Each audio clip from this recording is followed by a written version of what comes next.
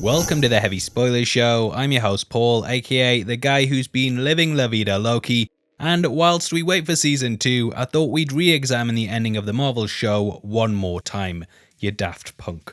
Now the finale culminated with Loki and Sylvie arriving at the Citadel, which existed at the end of time. Here they met He Who Remains, who gave them a choice. They could either take over the position, or destroy him and thus usher in a world of timelines in which an infinite amount of his evil variants would rise up. Sylvie chose to do the latter, and because of this, she's been ranked amongst the likes of Star-Lord and Boris Johnson when it comes to making good decisions. The internet naturally took it very well, and none of the writers received any hate or abuse on Twitter. And now by that I mean they did, and though I didn't initially think that it was the right choice, over the last couple of weeks the more I've thought about it, the more that I think it was. On top of this, I actually believe that He Who Remains knew she would do this, and that he purposely made her believe she had free will when it was always going to go his way. Now in order to argue why Sylvie might have been right, I think we have to discuss who she is as a character. Sylvie lived a relatively normal life in Asgard until one day she was plucked from the timestream by the TVA and put on trial. We never learned what her nexus event was, and the character doesn't even know it herself. It seemed completely unfair and unjust, and because of this it laid a hatred within the character very early on. Sylvie managed to escape the hearing, and she spent the rest of her life on the run, hiding out at the end of apocalypses whilst the TVA hunted her. Throughout the series she said she didn't have one positive memory before meeting Loki, and this speaks to how miserable her life was. As we know, Asgardians can live for thousands of years, and who knows how many days Sylvie spent looking over her shoulder in constant fear that the TVA would catch her. Sylvie knows firsthand what it's like to be the enemy of the organisation, and how much misery that it can lead to.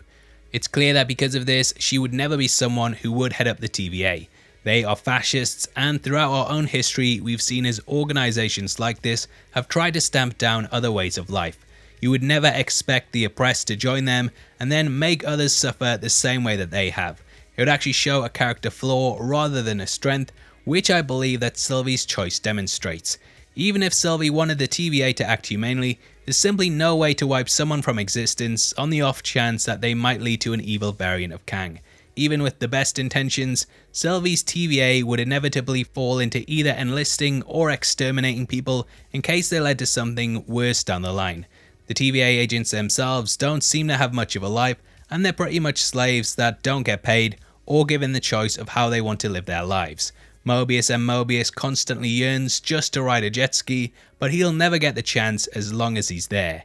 Because of this, we know He Who Remains was using fear to control people, and he pretty much made it so it was either his way or the highway. He Who Remains even scares Loki into thinking that the pair should take over, even though the both of them went there to take the TVA down.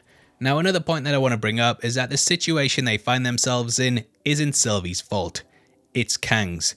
Now had Kang not turned out to be one of the worst tyrants of all time, then the TVA would never need to be created and the multiversal war wouldn't happen. The famous saying is, we should never negotiate with terrorists, and though they aren't trying to make deals with Kang, it's clear the TVA are saying certain people shouldn't live their lives just because of him. You can't live in fear of what might happen, and if you restrict yourself in the way you live because it might lead to someone acting evil, then you've already lost whilst they've won. There's really no positive outcome for this, and either countless lives are lost because Kang rises up and starts a war, or they're lost because the TVA prune people. Both situations are bad, but in the former at least people will have free will and can make choices, which I'll talk about in just a bit. Now killing He Who Remains means that a resistance can at least meet Kang, and judging by the way that the MCU has gone so far, I do think that we will see a multiversal war, but that the good guys will come out of it triumphant. It's better to fight for what you believe in than to bow before a dictator, and I love how the show tackles deep messages like this. Now if you're enjoying the video and the arguments so far, then I'd massively appreciate the thumbs up. Also, don't forget to subscribe as we do deep dives on a lot of Marvel shows and movies, and I'd love to have you as part of the family. You might even be my variant, my brother from another mother, or sister, and if you are, then maybe we should kiss. Now moving on, that's inappropriate. Now moving on, we should look at the themes of the show, namely the one of free will versus conformity. Throughout we've watched as those in positions of power have tried to force Loki and Sylvie to see things from their point of view, and they've completely removed the choice for them to live their lives the way that they want. Sylvie killing He Who Remains and demonstrating that she has free will whilst allowing the multiverse to spring forth very much shows that this series errs on the side of choice rather than oppression. Sylvie is giving the entire multiverse the choice to do what they want, and because of this she will have saved trillions of lives that would have been destroyed by the TVA. Now, as I touched upon earlier, I do actually think that this was all part of He Who Remains' master plan. As we learn in the show, time is a flat circle, and should a multiversal war happen, then a variant of Kang will rise up to oppose this. This character will then go on to become He Who Remains, a man that prunes all of the branches of the timeline until there's just one. From this, Sylvie and Loki will rise once more, and they will go to stop him, which will start the entire cycle all over again. Who knows how many times this entire thing has happened beforehand, but I very much think that He Who Remains wanted things to go a certain way so that he could die and pretty much restart the entire process all over again. Everything we see is all part of his master plan, and this would explain why he has a script up to a certain point that details everything that's going to happen. Throughout time, he could just keep constantly passing this script to himself over and over and over again, ensuring that everything we see happens forever, as this will always lead to a version of Kang being in control. Though he says he's doing it to stop other variants from ruling, he himself is very much ruling over the entire multiverse, and though he seems like a nice guy on the surface, he's as bad as the corrupt and evil monsters that he claims to be fighting. Therefore, in the end, when we weigh it all up, I do think that Sylvie was in the right and that she was correct in removing him from power. Here was a woman who had been on the run since she was a girl, and had things in the show been framed slightly differently, then she would very much be the hero of this story.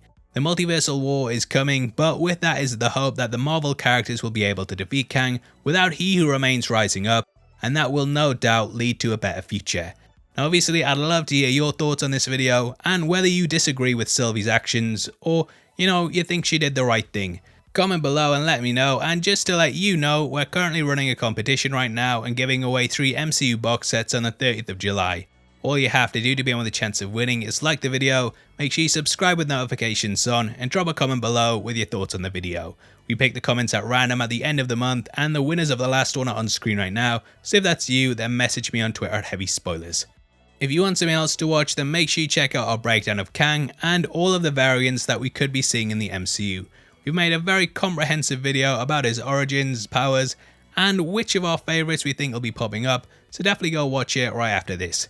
With that out of the way, thank you for sitting through the video. I've been Paul, I'll see you next time. Take care, peace.